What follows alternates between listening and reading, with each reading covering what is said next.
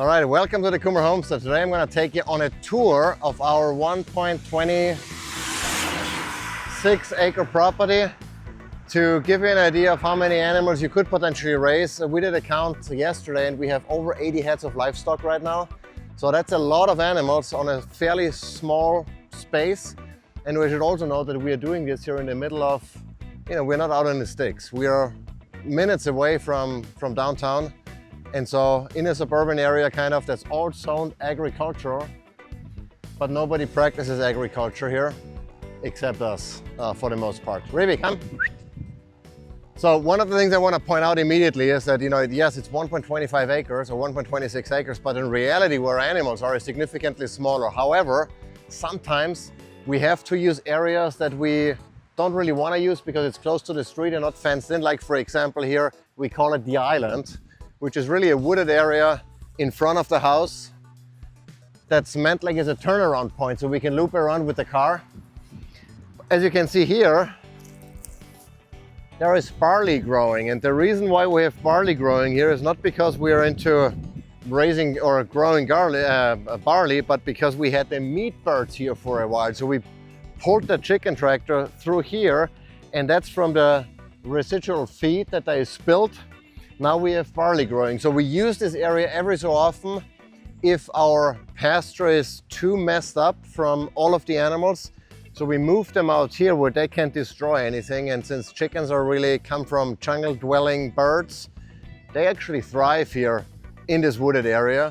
So that's one thing that we do here. But let's move on to getting closer to the actual action here. So this is the front of the house.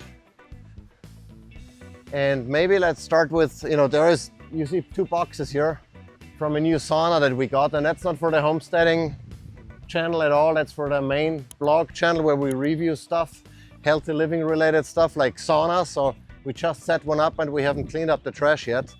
But behind here, what we have is our feed storage. Since we buy chicken and rabbit feed in bulk, we get them by the pallet because it's less expensive. And so, well, this one is empty actually. I just finished it yesterday. Never had chicken feed. But we have the rabbit pellets, we have grower feed, we have our turkey feed, we have all of those things in here in those drums, because before we just stored the pellets, and as you can imagine, the rats would eat through the fabric and start eating our feed. And so we switched to those drums. They hold approximately 350 to 400 pounds, depending on how fine the ground is, of feed. And so we have all of that in here.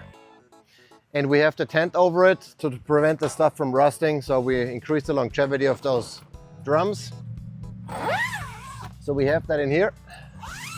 We have in here all of our saws. So, if we need to build stuff, they are in here. And then we move on to the first utilized area, which used to be all Bermuda grass, and now it's anything but. There might be some Bermuda left, but it's a lot of clover and plantains and grass basically. And here we move either rabbits or our chickens while they're in the tractor. So for example, here we have a bunch of, and you can see here already on the ground here, they mow everything down pretty much. And then it recovers fairly quickly. And so we have our couple of egg layers in here. It's only 6 to restock our main flock here. Hello, hello. And we have a couple of really friendly ones in here. Come here, buddy. This is actually a rooster, unfortunately, or fortunately, we don't know yet. That's one of the two the kids adopted in their homeschooling group. And so what we have in here is a Suscovich style chicken tractor. What I did is to make watering and feeding a little bit easier. We're hanging a trough where they are not supposed to roost on, but they do it anyway. We have a roosting bar that they can leverage, and then we have those water nipples. So depending on what size they are, while they are still fairly small, they can use the lower nipple bar, water bar. And if they grow a little bit like those ones, I know you guys want to get out, but you have to stay in there. Otherwise the coyote is going to come. And so water is set up, feed we have in there, and all we do is every couple of days, since there are so few, we just move that tractor one length and they have fresh pasture that they can, look for bugs and whatever is crawling underneath there. Here on the side we have our raspberries. They've been doing really, really well. We harvest a ton of raspberries. Don't really have to do anything. We have elderberry. Right now it's flowering. You can make syrup with it. My mom used to do that when I was a kid. And later than in fall, those turn into berries that you can make into elderberry syrup. It's great for you, supporting the immune system, and it tastes good too. Unfortunately, the freaking birds eat most of the berries, so we never get to harvest the berries. Just the flowers, you can make tea with them. You can dry them and make tea. And this is really the section where most of the action happens. So this is all fenced in to at least contain the livestock. And here on the side we planted a while ago goldenrod for honeybees that we're going to look at towards the end of this tour. So all of this was just a few seeds of goldenrod, and it spread like crazy after the first time the goldenrod came up, and all of the seeds came down and spread obviously, and now we have bushes of goldenrod growing. And then in the front of our properties where most of that's our home spa basically, and the reason why we have 3 saunas here is because homesteading is so exhausting that we need to relax and all. Now, the truth is that those are all for the blog, to review, to test, etc. We have several cold plunges. So all of this is really part of our, healthy living channel that very much complements, obviously, the homesteading and raising food or animals for food. And so here we have our first rabbit tractor. That's a Scholl Salatin style rabbit tractor that we have pimped a little bit. And we have a couple of does in there right now that are waiting, feeding and growing basically, and it's time to dispatch them. And this one in front we call Brave. She's very brave because she always just came running towards us, which is not instinctual for rabbits because they are prey animals and they know it. But this one has always been super docile from the get-go. And here we are growing more barley, again, not on purpose, but because we just let it grow, and then we're gonna just harvest it, feed it to the chickens probably. But that's all from feed residue from the meat birds that we just harvested not too long ago, and those tractors we pulled through here. Here we have a second rabbit tractor that has all the males of those 2 litters, so we split them up, females and males, so they don't start breeding. Since some of them get to sexual maturity a little bit quicker than we want them to, before they reach their grow-out weight.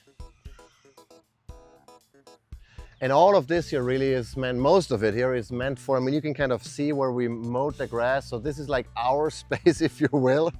Again, all of this used to be Bermuda grass, and now it's the Wild West, and we absolutely love it. But this from here going back and the side strip is all for animals. So that means the rabbits, the rabbit tractors that we pull across the lawn. It is for our meat birds that we don't have right now, or even for the egg layers while they are in tractors. And so you can tell here the difference where the rabbit tractors were just a few days ago, or as early as today. It's all mowed down. I would say it's maybe a little bit too disturbed because it's gonna take maybe 2 weeks or so to grow back. But nonetheless, you can clearly see the difference. And in a few weeks with some rain, it's gonna come back like crazy, and it's gonna be like the Wild West again.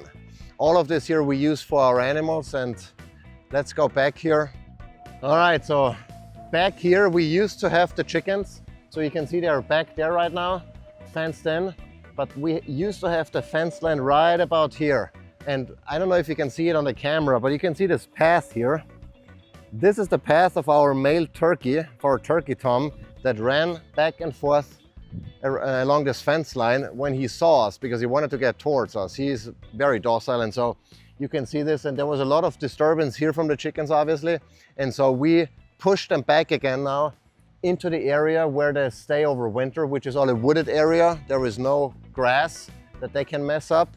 So to let this part here recover before they can get out of here. And that's one of the things we learned fairly quickly, is that if the grass gets too disturbed, then it takes forever to grow back, and it's much better to restrain or put the animals back, be it in a shed in the case of ruminants, and feed them hay, or in the case of chickens, put them back on deep litter and just let the stuff recover. That's much more helpful than keeping them out too long on pasture and, you know, have everything messed up and it takes forever to regrow. But back here, we have, the chickens basically have this entire area here and this entire section, and we have about 35 birds or so in there, so it's not a huge density. And then they can all go all the way back there behind the rabbit hutch I'm going to show you then. So they have a fairly large area to roam, and we have a separate fencing in here that's like a circle, and that's for our turkeys and the guineas who sleep outside in this open, what we call turkey shaw. It's a Justin Rhodes inspired design. So they sleep outside, but within the perimeter of the electric fencing, so that if coyotes or whatever come in, the idea is that they're not gonna, you know, get to them like they did to our geese. And so they have another layer of protection here, basically. Oh, you're super loud. You're super loud, mommy. Yeah, we have 2 guineas. And this guy again is mobile, so we can move it around. So whenever there is too much manure accumulating, you're very loud, mommy. All right.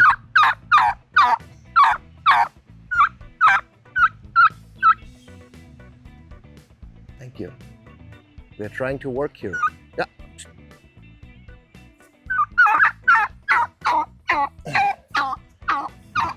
So we move this guy around every so often and add straw or pine or wood chips on top to make deep litter, basically.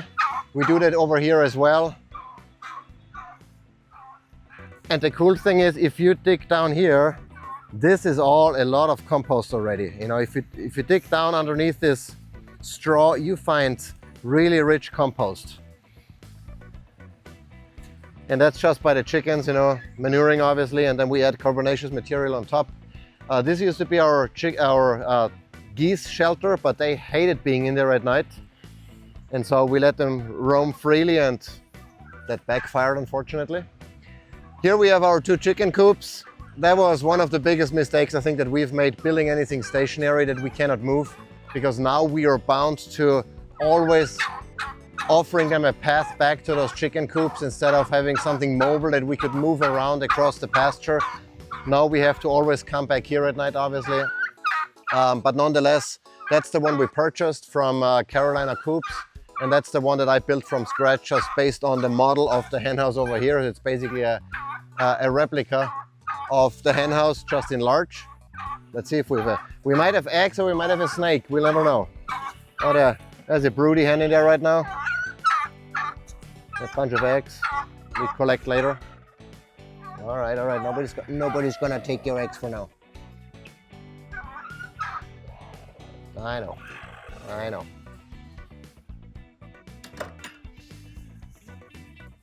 And what we have here is, to make watering easier for the birds, we have this water bar here, and that is connected via a non-toxic hose from, I think it's called Waterworks, to our house water supply. And this is the freezer miser that we just use in winter. So to prevent the water from freezing, this guy would keep dripping depending on the ambient or the water temperature. And so we just leave it on in summer because I forgot to remove it.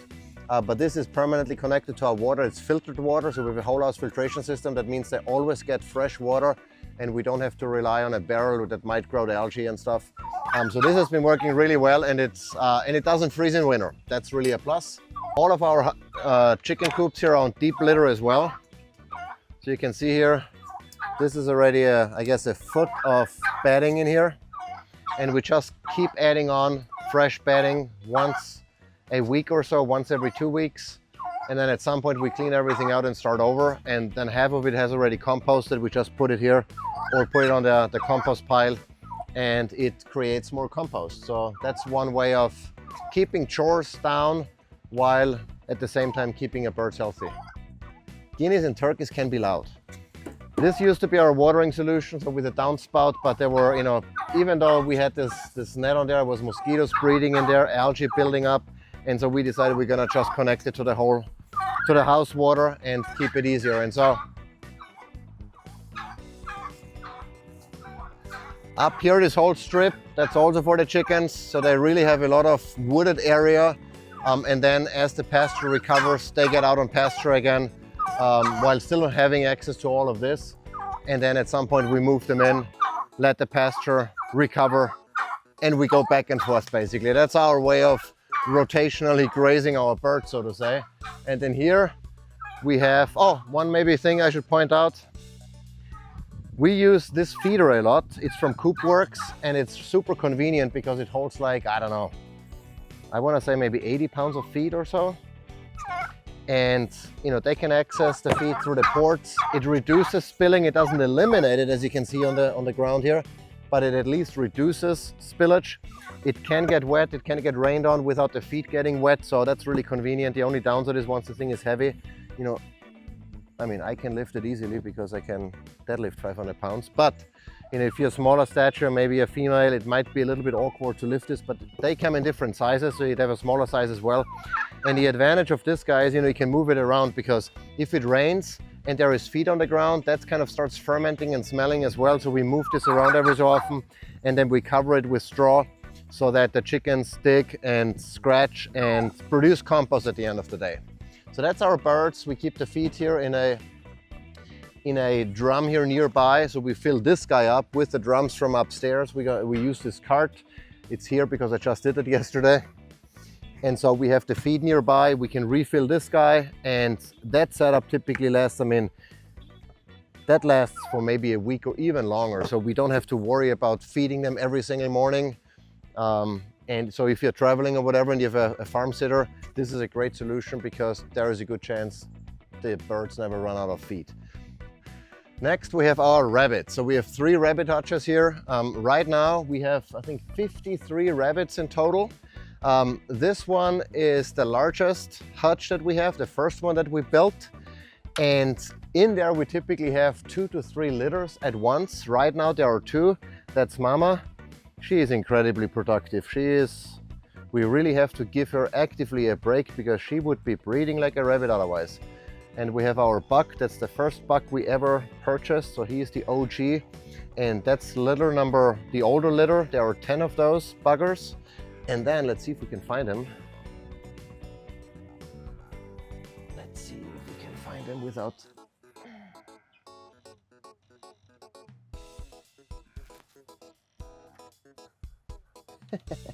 Yes, you can see that. Let me grab you, little one. That's the small litter, the newest litter. They're just 10 days or so old. They're super cute. Let me go back here and see if we can lower this down without pinching anyone. Let's see if everyone is safe. Didn't pinch anyone. I think all good. All right, so that's our first hutch. They can tunnel, they can dig, they can burrow. And again, much like with the chickens, the water nipples, they're attached or they're connected to our whole house with a pressure reducer. So also here, we run never out of water, which is very convenient. And we have 4 nipples in total. And then we have 2 smaller hutches. We decided we're gonna go smaller with the next hutches because they are a little bit easier to grab the rabbits and stuff, at least technically or theoretically. They have a litter too. There are 6 in there right now, but they're underground. They're still a little shy. The litter that is, not he. He's Charlie Brown. He's very docile. He's very docile, isn't it right? And that's Mama back there. And so this is again, you know, on deep litter. We did a separate video on how we maintain that deep litter, but basically we just add fresh bedding every so often, once a week or so. Pine shavings we use, kiln dried pine shavings.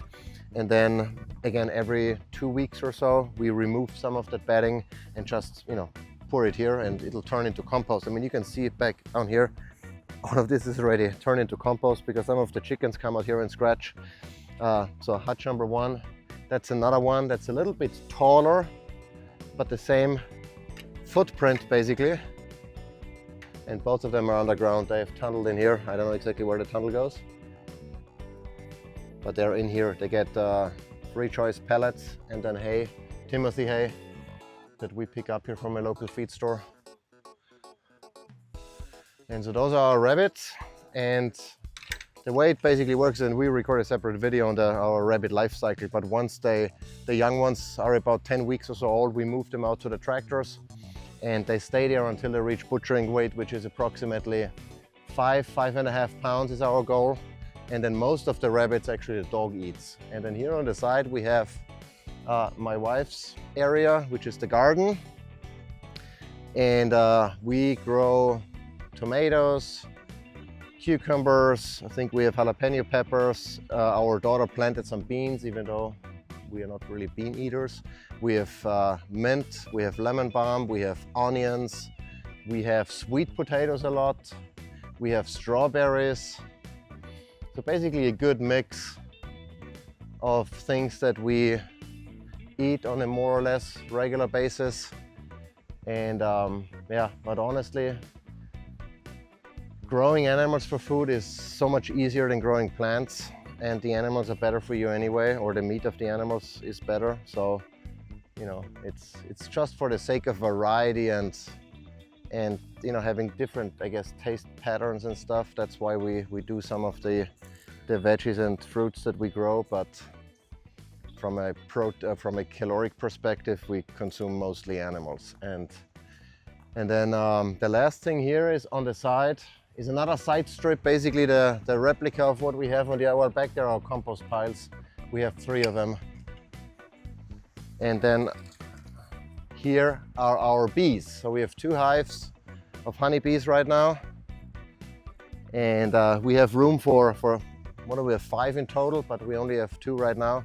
And then here, this area we also use occasionally if we need to move animals off our main pasture, which is maybe, I don't know, half an acre or so, and move them out here. So we had meat birds here one day, we had the turkeys here for a moment, and also the rabbit. So this is kind of like our I don't know how you call it, but whenever you run out of space, you know, to our extra space, there's a word for it that I can't remember right now, but anyway, so bees, extra space here. Here we have our the battery packs for our Tesla solar system, so we have power in the event of a power outage or an emergency.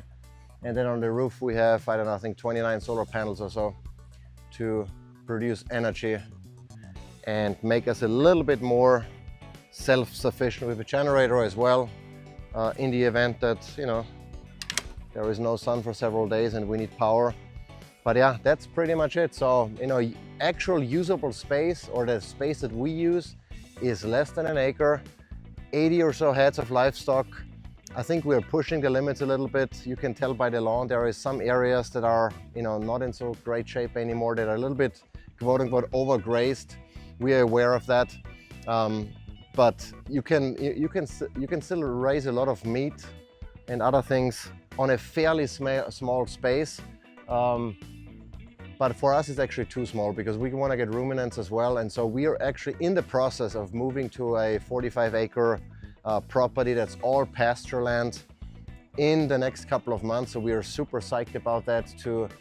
I don't know yet how we're going to move all the animals. So that's a pending issue that we need to resolve, but we're looking forward to that, to add pigs, to add sheep, to add potentially goats, because we have some brush around that needs to go, and beef cattle, and maybe even some dairy cows. We don't know yet if we want to use sheep or cows for dairy.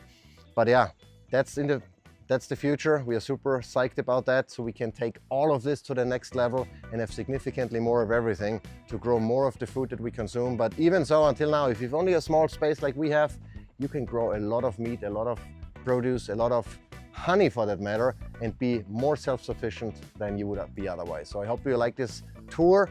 If you did, give it a thumbs up, subscribe, send it to someone who might benefit from seeing what you can do on a relatively small property. Until next time.